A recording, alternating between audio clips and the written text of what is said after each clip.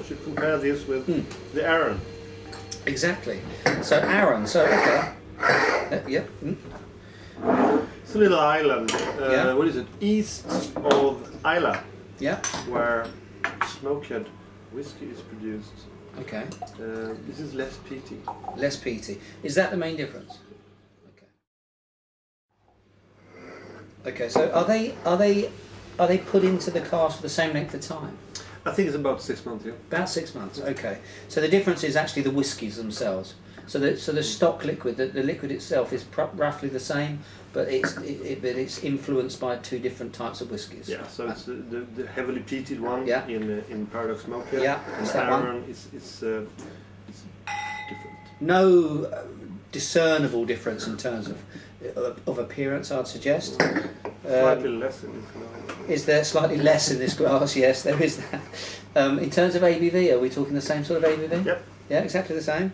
800% or 642. 642%. Here we've got actually Richard's right, of course. Peatiness has pretty much disappeared from this one, and what you're left with is, if you're not a fan of peaty whiskies, this one I would suggest is much more approachable. Yeah. Is that fair to say? If I was rating, this would be a 5.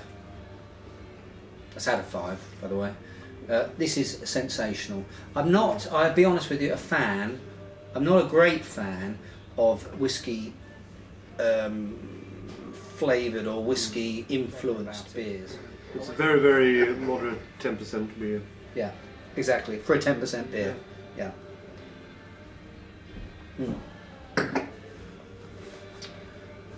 And of course you've got sort of chocolate. That's all there as well. You've got this chocolate and sort of very nice roasted, almost like knäckebröd and all that sort of, you know, crisp bread, rye, sort of cereal, dark cereal sorts of notes to it as well. So that whiskey is really, as I say, just adding something rather than taking over. Delicious stuff. Love it. Very, very impressive. We are down to the last 3. Yeah. Now we're going to beers that you can't actually advertise because they're over 50%. Okay. Exactly. But we're not advertising here on BeerSweden, of course. We're educating. That's right, Richard. Yeah, we are. We start with an intergalactic, fantastic oak-aged stout. Okay. That's yet another new segment of beers. Exactly. Don't drink those every day. No. Now this is a beer that had there's been a little bit of a buzz about this beer over the last, caused a bit of a controversy in the UK. Actually caused such a controversy in the UK.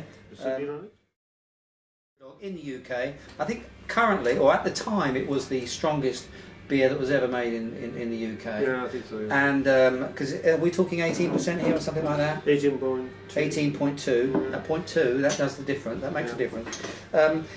It caused a storm of controversy.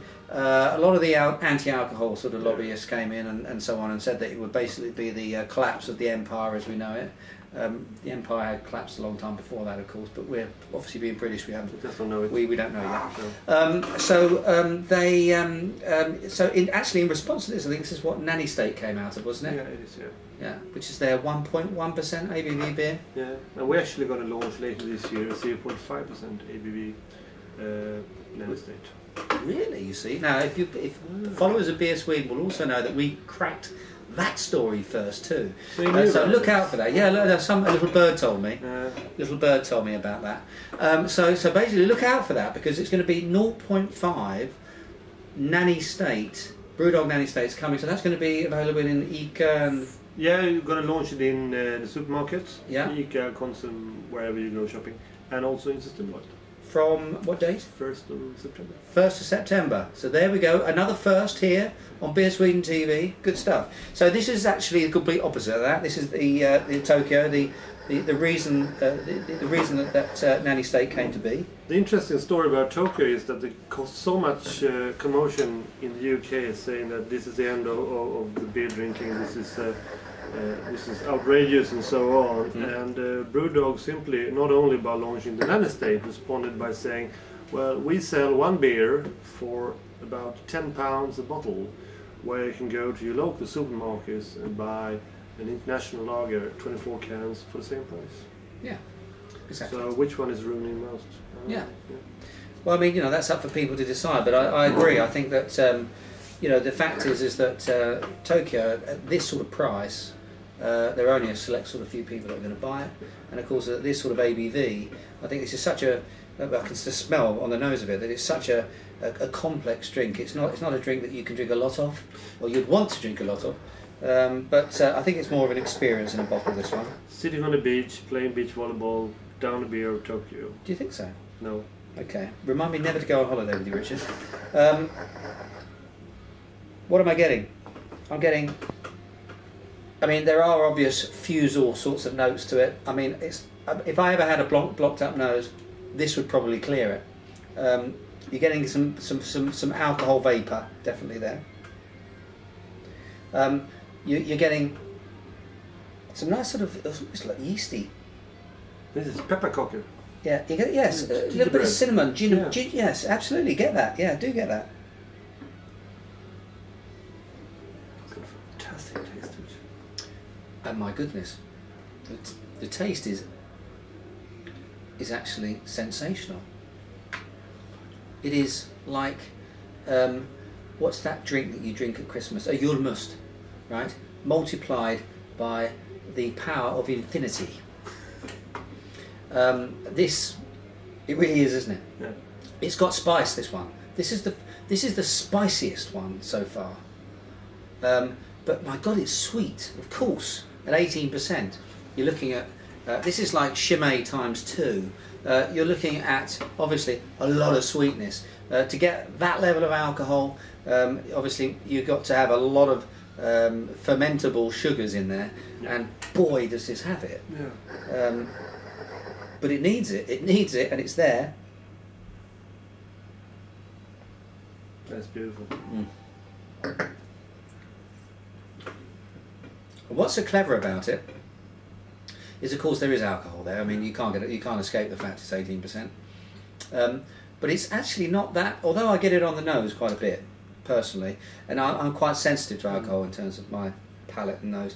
But in terms of the flavour, I think it hides it very well. Yeah. And that's what's clever about it. This actually tastes like, a little bit like, when I said Chimay, actually I had a reference point there, because that's actually quite sweet in terms of the candy sugar that they use to pump up the ABV. And I get that in this beer. It has about 450 different flavours to it. That's right. Give or take a few hundred. I would say, that's right, yes, rounding it up to the nearest 100. This is, again, a huge beer. I mean, it's one of those ones, we'd have to actually do this for a week, I think, to try and cram in all the flavours. But let's just say that Tokyo, if you like extreme beers, seek this one out if you can find it. In this country, of course, it's not easy. Not easy, not easy. Doable. Doable. Go to your local shop and ask. I've got an example of one. I dread to think how much a case this stuff would cost, though. About 2,500. Okay, so I mean, this isn't your everyday purchase, people, I would suggest. But you know, if you wanted to get a group of people together and buy a bottle each or something like that, it's doable. And I would say it is that good that if you're going to consider it, then you know this is the sort of beers that you should be looking for. Ageable. If you remember the AB01, the abstract 01, mature for 2 to 3 to 5 years, this one easily 10 years, and it would just improve. Yeah, it would just improve. You know, one of the things we picked up actually, Rich and I both earlier on these beers, is that with a sugar content as high as this, and you can taste the obvious sweetness there, they are the beers that really age well because they've got something to play with. You know, the yeast has got something to do. It's not just going to sit there and sort of just round out and disappear and so on. Hops, okay, they're there, but they're not really important. What is important here is the sugar, the malt, the sort of backbone to this beer. And I think over the years, the yeast will eat what's left of that, maybe. And what you're going to be left with, I think, is, well, it's already complex. Yeah. I mean, this is going to be like a just mad complex. Yeah. Fantastic stuff. Lovely.